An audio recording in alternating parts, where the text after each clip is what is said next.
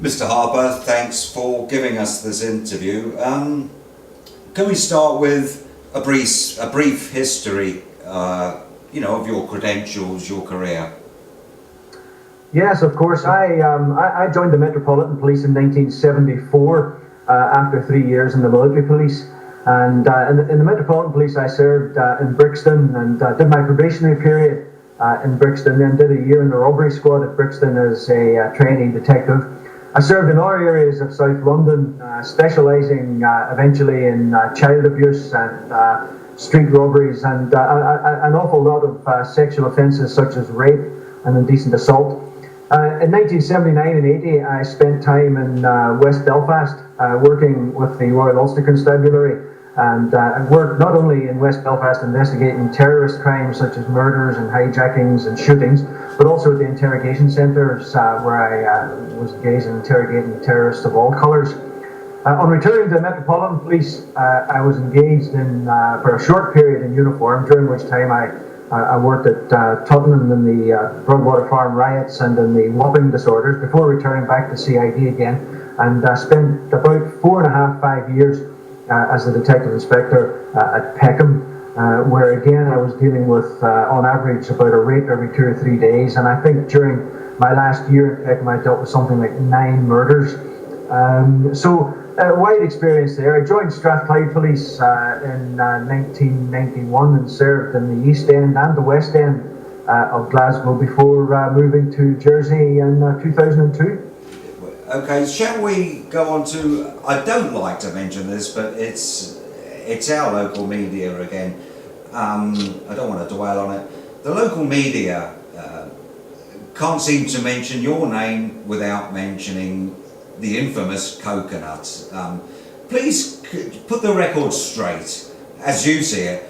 We have seen scientific evidence which tells us this item contained 1.6% collagen, and despite deputies Wimberley, Hill, Pittman, myself and others asking questions how a piece of child's skull turns into coconut containing 1.6% collagen, we've still not seen any evidence. In your professional opinion, evidence-based, is it coconut or is it skull?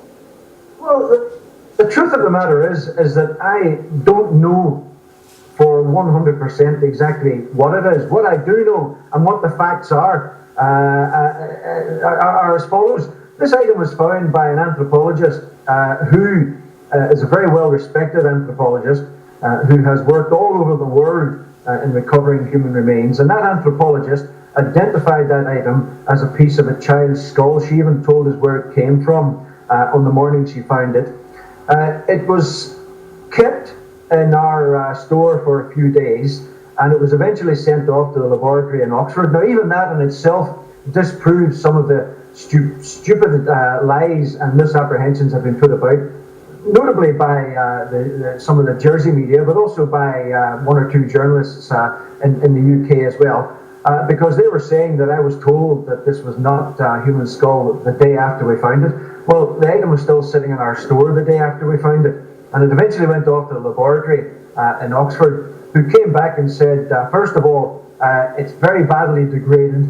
We don't think we'll be able to find any collagen in it, and they kept referring to it at this stage as a skull and as a piece of bone. In fact, I think they referred to it as the Jersey skull. They then came back and says, look, we were wrong about this. We've actually found 1.6 collagen, which is quite a bit above the quantity of collagen that we need to date this thing. So we're quite comfortable that we will be able to date it now. We'll find out when this skull went in the ground and when it died. And then a few days later, they came back again and says, look, we can't date it because the collagen is very, very badly degraded, which means either that it might not be skull, or B, that the skull is so badly degraded that it's just impossible to date it. And that was the situation then, as it was. And as far as I'm aware, I've never ever been told anything that has advanced it from that. That it was either a possibility that it wasn't skull, or there was a possibility that it was skull which was so badly degraded that it wouldn't be able to be dated. Now, the coconut nonsense came from a throwaway comment where this piece of evidence, which had been meticulously audited and tracked on our systems, was then passed about by these people in the laboratory to others whose names we were never given, which would have rendered it totally useless in evidence in any event, who said, oh, it looks like a piece of coconut. But there was never any scientific substance to that, and there was never any definitive information as to just what it was at that stage. And when it came back, of course, our anthropologist was quoted as saying she had changed her mind and that it was no longer her opinion that it was human skull. But of course, I disproved this by showing her log, where she wrote on her log when the item came back that she was now not so sure because the item had changed in size, texture, and appearance. Now that opened up all sorts of questions, and if we'd tried to use that in evidence, the defence would have run a bus through us by saying that we couldn't prove it was the same item that went away. And of course we couldn't, because it had been handed about while it was away. So my definitive answer is that I have no definitive information on that. As I say, it could well be human skull, but it may not be, and I suspect we will never know properly. So I suppose at best we can say it's inconclusive. Nobody can say one way or the other what this item is. Absolutely. We put it across this laboratory report, and I have to emphasise they've got the evidence to carbon date it, not to tell us what it was. They're not qualified to tell us what it was. The anthropologist who found the item was very qualified to say what it was, and she thought at the time that it was a piece of human skull, and she identified the part of the skull that she believed it came from. Now, when it came back, she said that she could no longer be so certain, but that's a world of difference from what the media in Jersey were quoting as saying that she had changed her mind, and what I believe that Gradwell and Mr. Workup were also saying. They quoted her saying she had changed her mind, and that was totally untrue. Yeah, okay. So when our mainstream media are saying it's coconut, in your opinion, that isn't based on scientific evidence? It's not based on any statement of fact that I have ever seen or have ever received, or indeed, it's contrary to everything that we were told. There was no definitive conclusion, and it flies in the face of the fact that the laboratory said that they found collagen, which of course is not found in coconut. Collagen is only found in mammals, including humans. Thanks for wrapping that up and putting the record straight. Now, we're going to have a committee of inquiry into the whole child abuse atrocities investigation, possible cover-up. What or who do you believe ought to be included in its terms of reference? The most important thing in the terms of reference has got to be looking at how the abuse happened, because I don't think that the government in Jersey have ever really accepted that this abuse took place.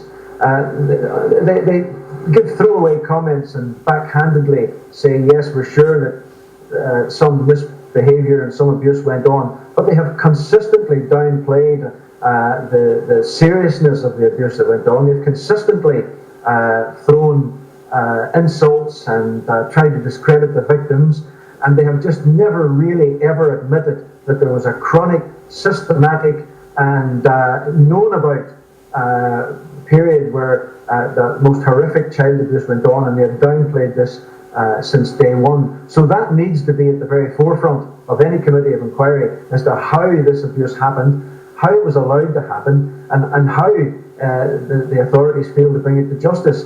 And I think that's got to include not only the caring agencies in Jersey, it's also got to include the States of Jersey Police at that time. Certainly it's got to include the Law Officers Department and from the Attorney General down. And then it's also going to look at some politicians as well, the part they played. And I think that's very, very important. And it's got to include, those are the main things that it's got to include: how this abuse happened, the extent of the abuse, because I don't think that we even, even with the strides forward that we made in getting people to come forward, I don't think that we uncovered the full extent of it. And I think that there's a lot more to come out yet, including the culpability of those in charge of the children's homes of Jersey at the times concerned. Well, there could be possibly a sticking point because, to your knowledge, are there people still employed by our government in positions of power or authority that were suspects in the child abuse investigation that were never charged? If so, how many do you believe are still employed by our government? I could think of at least 4 in fairly senior positions who are still there. I may be a little bit out of date on that, but there are certainly 4, the last I heard, which was about 15 months ago, and certainly 2 or 3 of those are still employed in very senior positions who were suspects in the inquiry, priority suspects, I have to say, in the inquiry. Also, in my view, against whom there was evidence to have charged them, and if they'd been in the United Kingdom, they would have been charged. I have no doubt about that.